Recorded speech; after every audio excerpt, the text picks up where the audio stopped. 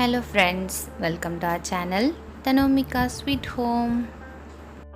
இன்றைக்கி நம்ம பார்க்க போகிற ரெசிபி அரைச்சி வச்ச மண் சட்டி மீன் குழம்பு. ரொம்பவே டேஸ்டியாக இருக்கும். வாங்க பார்க்கலாம். இதுக்கு முதல்ல நம்ம மசாலா ரெடி பண்ணிக்கலாம். அதுக்கு ஒரு கடாயை வச்சுக்கோங்க. கொஞ்சமாக எண்ணெய் சேர்த்துக்கோங்க. எண்ணெய் சேர்த்துட்டு அதில் ஒரு 5-6 பல் பூண்டு வச்சுருக்கேன், அதை போட்டுக்கலாம். ஒரு 2 காஞ்ச மிளகாய், 1/2 ஸ்பூன் மிளகு, ஒரு 1/2 ஸ்பூன் தனியா, 1/2 ஸ்பூன் சீரகம், ஒரு 4 கருவேப்பிலை, ஒரு பெரிய வெங்காயம் கட் பண்ணி வச்சுருக்கேன், அதையும் சேர்த்துக்கலாம். சேர்த்துட்டு நல்லா கலந்துக்கோங்க. இதெல்லாம் நல்லா வறுபடணும். இப்போ நல்லா வதங்கிடுச்சு வெங்காயம்லாம். இப்போ வந்து தக்காளி சேர்த்துக்கலாம். இன்றைக்கி ஒரு தக்காளி கட் பண்ணி வச்சுருக்கேன், அதையும் சேர்த்துக்கலாம். சேர்த்துட்டு நல்லா வதக்கிக்கோங்க. இந்த மாதிரி அரைச்சி வைக்கும்போது டேஸ்ட்டு சூப்பராக இருக்கும்.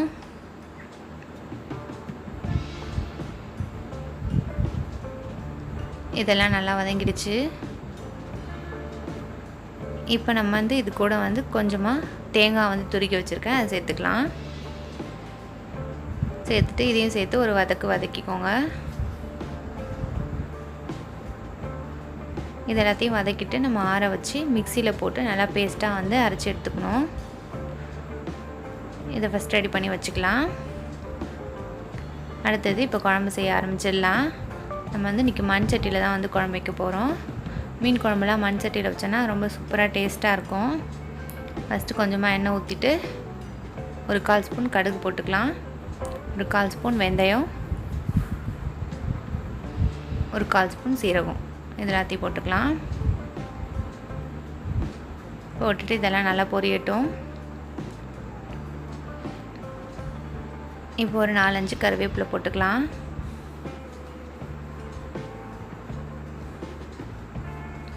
நல்லா சூப்பராக டேஸ்ட்டாக இருக்கும் இந்த குழம்பு. இது கூட இப்போ ஒரு வெங்காயம் கட் பண்ணி வச்சுருக்கேன், அதையும் போட்டுக்கலாம். போட்டுட்டு நல்லா வதக்கிக்கலாம். நம்ம எப்பயுமே ஃப்ரெஷ்ஷாக மசாலா அரைச்சி வைக்கும்போது அது டேஸ்ட்டே தனி தான். இப்போ நல்லா இது வதங்கட்டும்.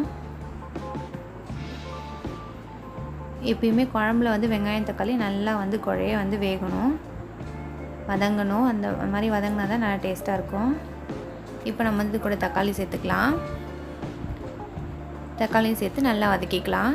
நம்ம ஆல்ரெடி வெங்காயம் தக்காளி வந்து பேஸ்ட்டில் அரைச்சிருக்கோன்றதுனால கொஞ்சமாக சேர்த்துக்கிட்டா போதும். வெங்காயம் தக்காளி பாருங்கள் நல்லா குழைய வந்து வதங்கிடுச்சு. இப்போ வந்து நம்ம அரைச்சி வச்சுருந்த இந்த பேஸ்ட்டை வந்து இது கூட சேர்த்துக்கலாம். இப்போ இது எல்லாத்தையும் சேர்த்து நல்லா கலந்துக்கலாம்.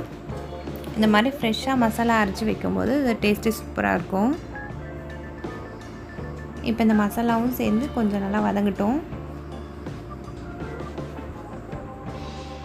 பாருங்கள் இப்போ ஓரளவுக்கு வதங்கிடுச்சு. இப்போ நம்ம வந்து காரத்துக்கு தேவையான அளவுக்கு மிளகாய் பொடி சேர்த்துக்கலாம். நீங்கள் தனி மிளகாய் பொடி ப்ளஸ் தனியா பொடி சேர்த்தாலும் சேர்த்துக்கலாம். இல்லைனா இந்த மாதிரி குழம்பு மிளகாய் பொடியும் சேர்த்துக்கலாம். நான் வந்து 2 ஸ்பூன் சேர்க்குறேன். நீங்கள் உங்கள் காரத்துக்கு தகுந்த மாதிரி சேர்த்துக்கோங்க. ஒரு 1/4 ஸ்பூன் மஞ்சள் பொடி சேர்த்துக்கலாம். சேர்த்துட்டு இதையும் சேர்த்து நல்லா கலந்து வதக்கிக்கலாம்.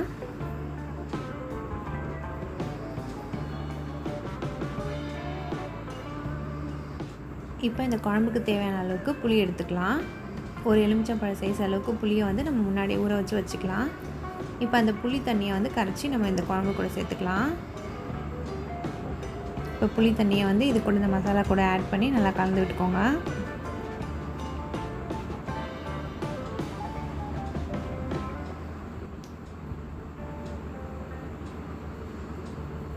நீங்கள் உங்கள் புளிப்பு டேஸ்ட்டுக்கு தகுந்த மாதிரி புளி ஆட் பண்ணிக்கோங்க.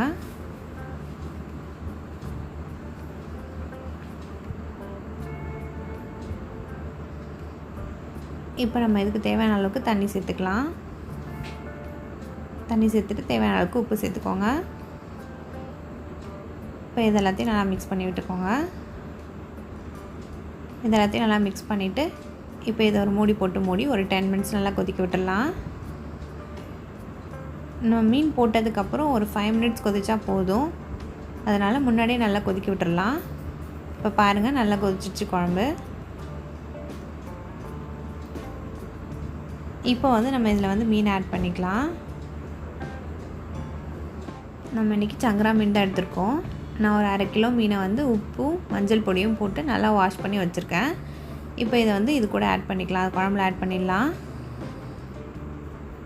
சிம்மில் வச்சுட்டு ஆட் பண்ணிக்கோங்க. இப்போ எல்லா மீனையும் இதே மாதிரி நம்ம போட்டுக்கலாம்.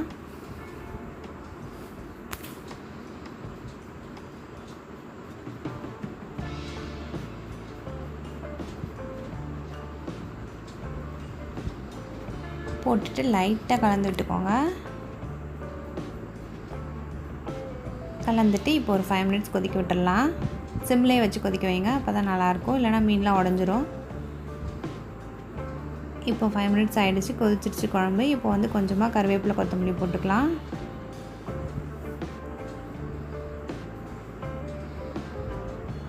பாருங்கள் மீன்லாம் ஓரளவுக்கு நல்லா வெந்துடுச்சு. குழம்பு இந்த கன்சிஸ்டன்சிலே இருந்தால் நல்லாயிருக்கும். ஆறுனா கரெக்டாக இருக்கும். நீங்களும் கண்டிப்பாக ட்ரை பண்ணி பாருங்கள். அவ்வளோதான், நம்மளோட சூப்பரான அரைச்சி வச்ச மண் சட்டி மீன் குழம்பு ரெடி. இந்த வீடியோ உங்களுக்கு பிடிச்சிருந்துச்சுன்னா லைக் பண்ணுங்கள், ஷேர் பண்ணுங்கள், கமெண்ட் பண்ணுங்கள். மறக்காமல் நம்ம சேனலுக்கு சப்ஸ்கிரைப் பண்ணுங்கள்.